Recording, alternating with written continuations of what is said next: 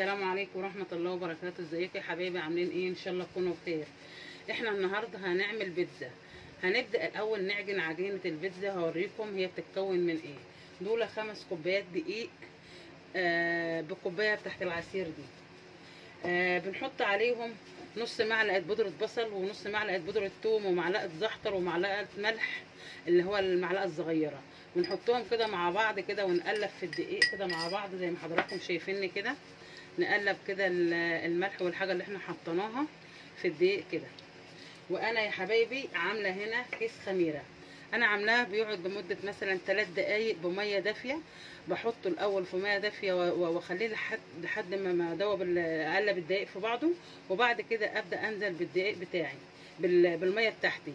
انا كده مكيله بالكوبايه دي 2.5 كوباية ميه، منهم الكوبايه اللي انا عامله فيها الخميره دي. يعني كله اللي انا هحطه على العجينه 2.5 كوباية ميه.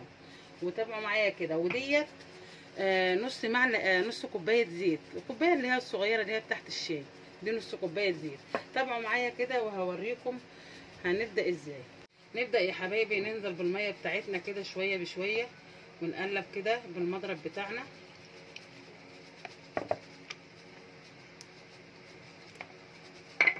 نحط الخميره.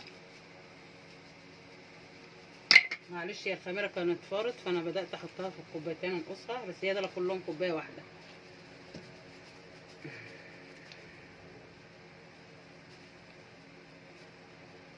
نبدأ نعجن كده زي ما حضراتكم شايفيني كده.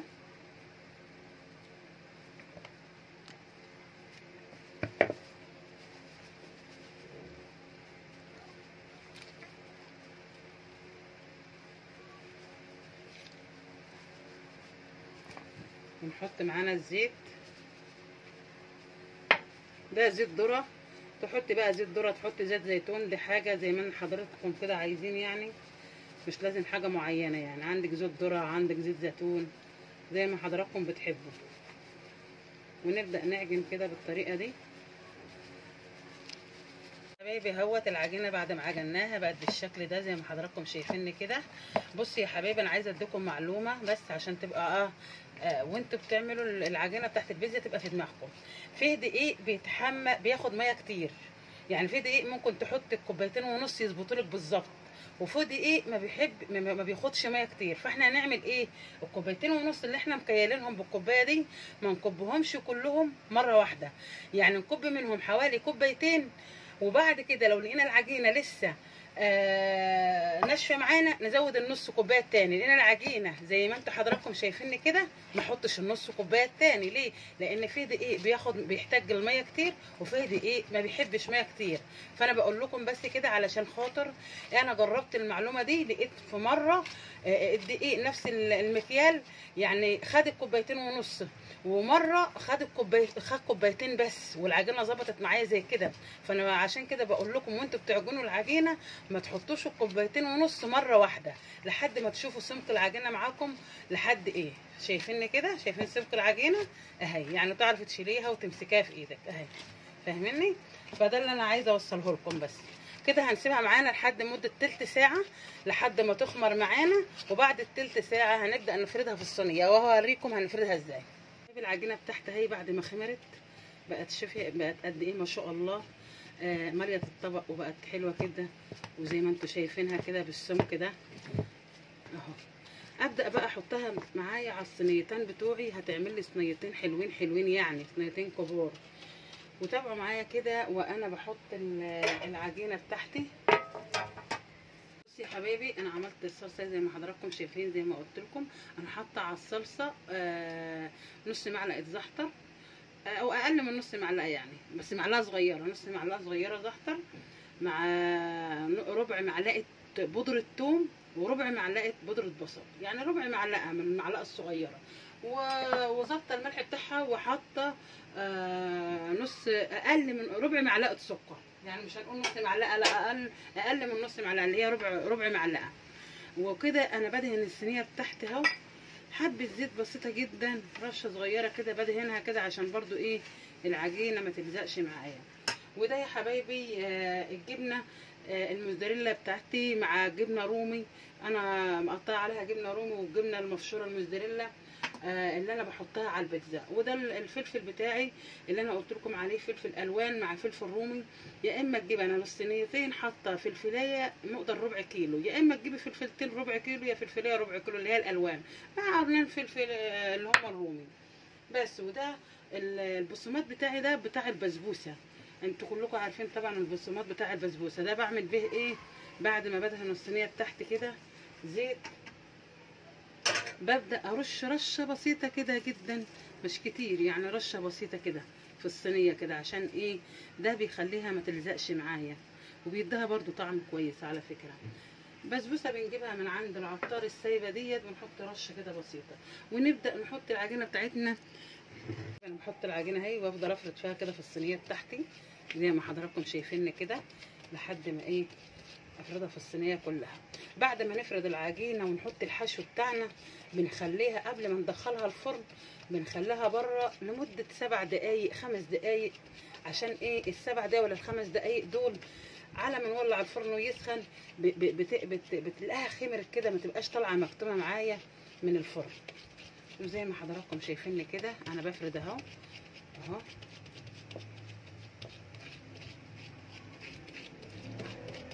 فردتها كده في الصينيه بتاعتي زي ما حضراتكم شايفين كده.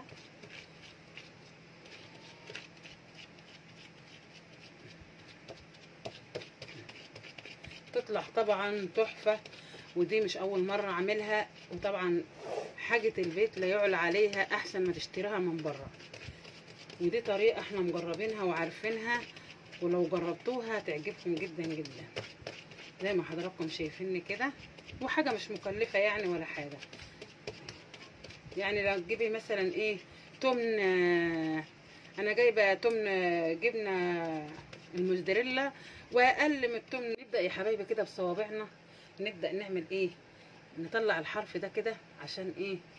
هو عادي يعني مش هيعمل اي مشكله، بس انا بقول ايه عشان الحشوه ما تخرجش لبره، نعملها كده بصوابعنا كده، صوابعنا كده يبقى لها حرف بس بسيط كده زي ما حضراتكم شايفين كده.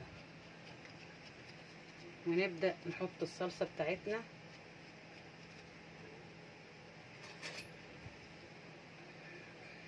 ونفرد كده.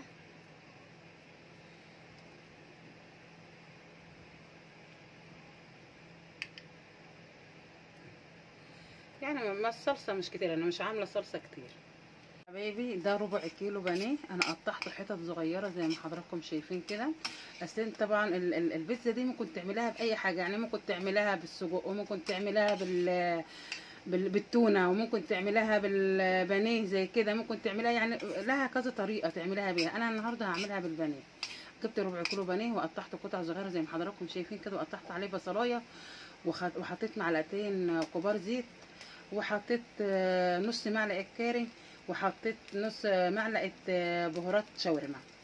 يعني كل حاجه من المعلقه الصغيره كده نص معلقه بس. وابدا اقلب كده لحد ما اشوحها، وما احطش الفلفل بتاعي الا بعد ما اطفي على الحاجه، بعد ما تستوي على البانيه اللي انا هعمله شاورما. انا بعملها نفس طريقه الشاورما. اقطع دي فلفليه الوان زي ما حضراتكم شايفين كده، ودول قرنين فلفل رومي، دول بقطعهم حتت صغيره واجي احطهم عليها بعد ما اطفي عليها النار. ودي الصلصه بتاعتي. دي طماطم انا بجيبها في البيت وبعملها صلصه زي ما بقول لكم كل مره، ما بجيبش صلصه جاهزه. دي طبعا نظيفه ومضمونه زي ما حضراتكم عارفين، الحاجه اللي معموله في البيت لا تعوض. دول اهو يعني صلصه مقدر كده، دول انا هعملهم. الكميه اللي انا بعملها دي كلها هعمل بيها صينيتين. صينيه مثلا حوالي 30 في 30 في 30، يعني 30 في 30، الصينيه حوالي 30 في 30. ابدا الاول ايه، هوريكم برضو، تابعوا معايا بعد ما احط الحاجه بتاعتي زي ما حضراتكم شايفين كده. انا مش مكتره صلصه كتير يعني زي ما حضراتكم شايفين كده اهو. طبق ده يعني انا مش ملياه. طب بس ندهنها كده، ندهن الصينيه معانا كده، ده بيديها طعم جدا طبعا، تبقى حلوه جدا جدا اهو.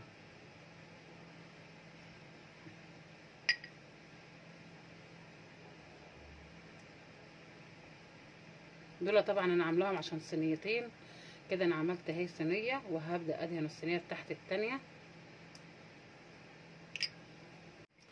بصي يا حبايبي، انا فردت الصلصه بتاعتي زي ما حضراتكم شايفين، وابدا ايه احط الجبنه بتاعتي كده، هرشها كده على البيتزايه بتاعتي الاول، وابدا احط بقى ايه الحشوه بتاعتي اللي هي اللحمه، اللي هي الشاورما اللي انا عارفاها، اللي انا عملتها.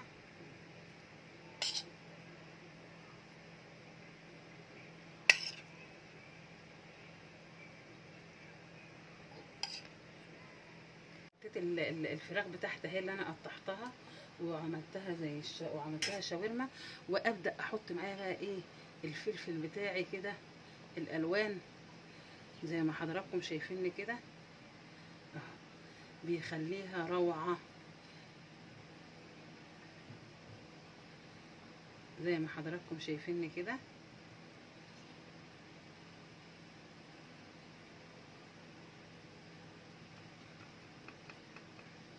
ممكن تحط في زيتون عادي، زيتون اسود، يعني البيتزا دي بتحط لها كل حاجه. ودي معايا هي بقيه الجبنه، برش كمان شويه جبنه كده كمان بتطلع حلوه قوي.